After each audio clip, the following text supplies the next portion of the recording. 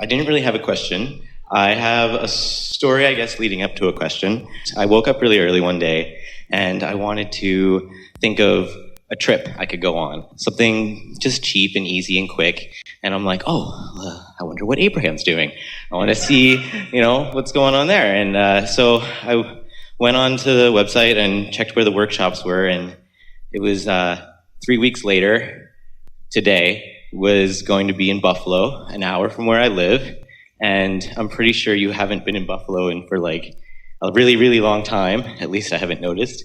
So immediately I was extremely ecstatic that you're going to be this close and this soon. And so I was just like, bye, like just get the ticket. And so that's basically just a short story how I got here. And so an impulse, receiving mode, impulse, and not anything to write home about, not anything major. Don't write a book about it. It'll be boring.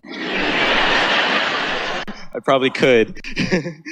Yes, but an impulse that led to something. And wasn't it satisfying when you woke up with the feeling and then got the next thought, then the next thought, and then found satisfaction? That was satisfying, wasn't it? Yeah.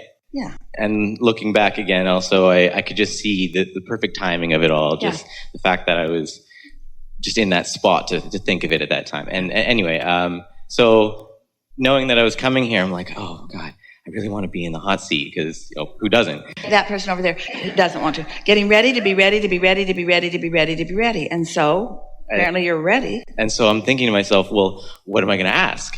Like, I had no idea what I wanted to ask. And I had listened to your stuff for about 6 years now. And I feel like I know almost any response that you might give me to any question. Because we only have one answer. Yeah. And so literally I kept on thinking, like, what would I ask? And I figured, okay, well, just don't try and think too hard. Just let it be. Don't write anything down, bring it with you. You'll think of something in the moment. You might even be in the receptive mode and receive a thought, which is what makes co-creation at its best. Exactly, yes. And so I was even telling people before I came up here, I'm like, I just feel like I might go up there, I'm pretty sure, but I'm not going to stress anything. I'm not going to be the first one. I'm not even going to try. Which is the perfect stance to live a perfect life or a wonderful, good feeling life, because satisfied and eager for more. You just couldn't find a better emotional stance. Satisfied and eager. And not desperate.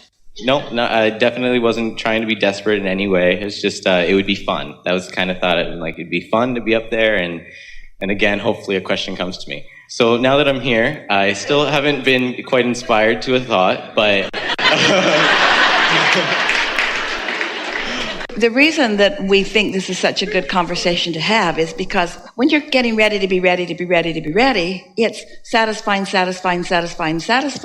And the manifestation, in this case, the manifestation of being called and having this conversation, that's a fairly exhilarating manifestation. And the thing that we really want to say to you is that, as in the example of our friend who went on a walk with her friend in the woods like they do all the time, not a manifestation that's so exhilarating because it's sort of their pattern.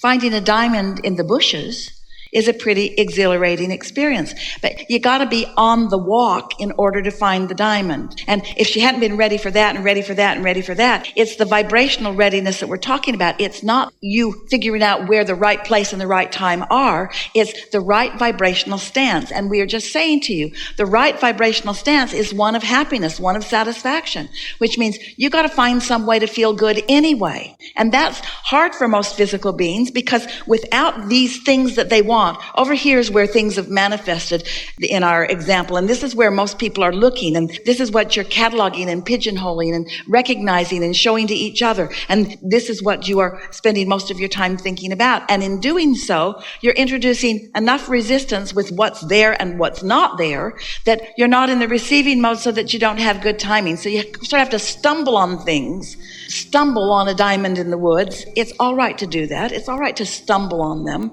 And that's really the way life yields to you. It's just you discovering whatever you're ready to discover. And so the factor here is not what you're discovering or when you're discovering, it's your readiness.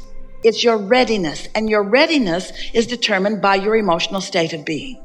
if you are usually in a bad mood, you're not in the emotional state of being where you have very good timing about things. If you are defensive, you're not in an emotional state of being because your emotions indicate your vibrational mix.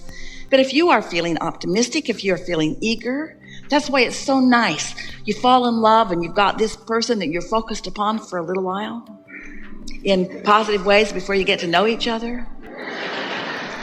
And in that exhilaration, all kinds of things start lining up for you because you have an object of attention that is sort of holding you in the receptive mode. We just want to say to you, you have the ability to put yourself in the receptive mode, and you have the ability to milk it and stay there longer until before long you've flipped your vibrational mix. Then you're more ready for more things. And that's why you look at someone who's on one of those tracks and you say, you are so lucky. And often from your not tuned in perspective, you assign reason for their success. Oh, you inherited it, or oh, you were just lucky. You don't let yourself explain to yourself the real reason. And this is the real reason. You found some way to be in a receptive mode where you've got particularly good timing. And as you started noticing that you had particularly good timing, your timing got even better. So you rendezvous more frequently with more of the things that you do want. And then, of course, it gets easier and easier, doesn't it? It's not difficult if you're living a lovely life to focus upon the loveliness of your life. But you know, there are some people who are focusing really lovely lives in one aspect, and they still complain about the stuff and before long, the loveliness just sort of dwindles away. They don't sustain it very long because you cannot focus in opposition to who you are and get what you're wanting. So we like that you had these thoughts in advance. We like that you received awareness of something. We like that the thought of something came to you and that it felt good. And we like that you managed the vibration of it enough that it came to a fruition. We think it's wonderful to be ready, to be ready, to be ready. And the things that are at your doorstep, the things that you are in the vicinity of receiving, it is so delicious for us to have awareness of what is in the process of unfolding for you. And you know, we stand in readiness, in sort of alert readiness, in pleasure of those points of timing when something explodes just a little further into your creative experience, because your creation is also our creation. And you know, that exhilaration that you feel, that's our exhilaration that you are in the receiving mode of. When you feel that exhilaration, that's because we've got our eye on you, and that feeling that you're feeling is the feeling that we're feeling. And for those moments of elation and love and appreciation, we are bonded in singular vibrational frequency. That's what that is.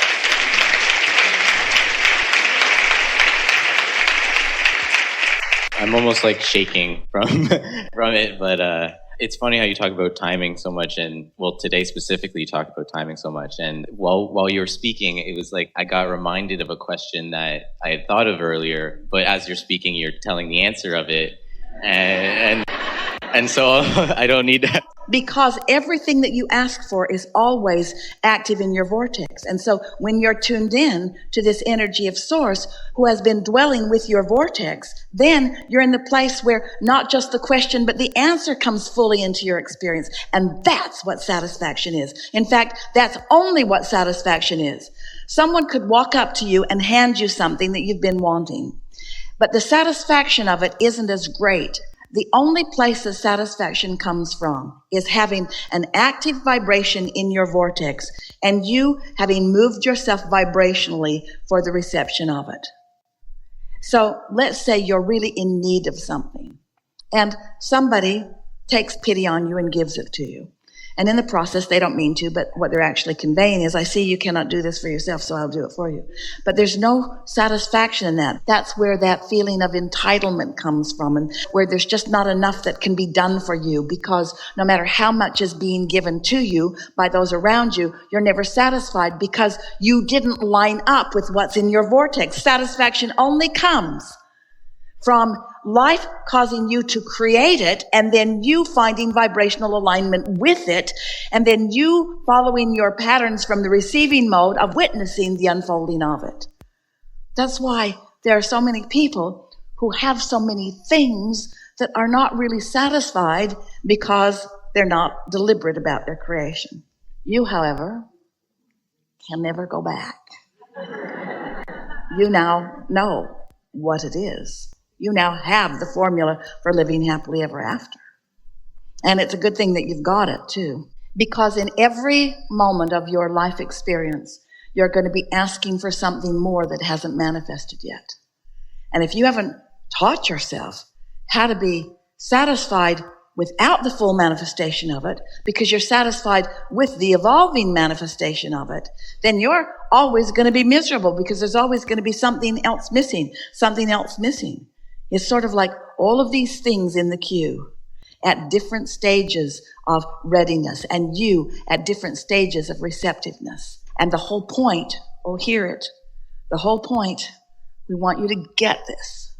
We want you to once and for all feel the absolute value of your physicality and of the physical manifestationalness of this experience.